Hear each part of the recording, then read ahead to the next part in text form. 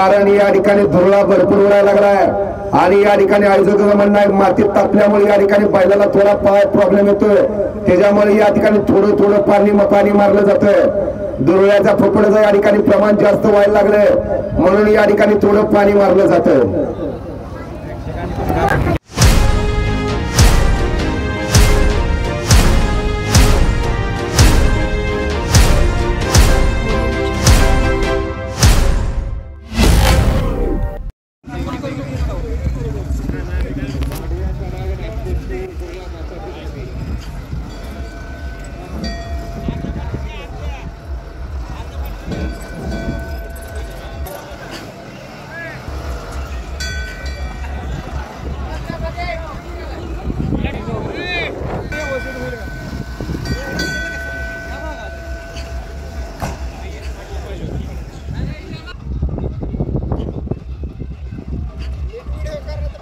अमोल दादा भेटले। दादा काय चाललंय काय आता?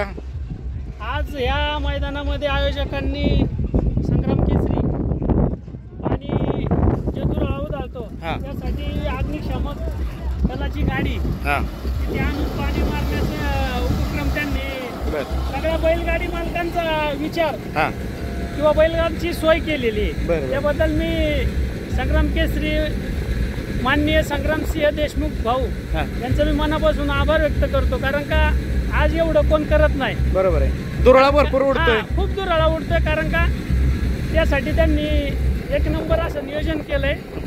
अशी नियोजन काळाची गरज आहे। बरोबर, चालते, धन्यवाद अमोल दादा।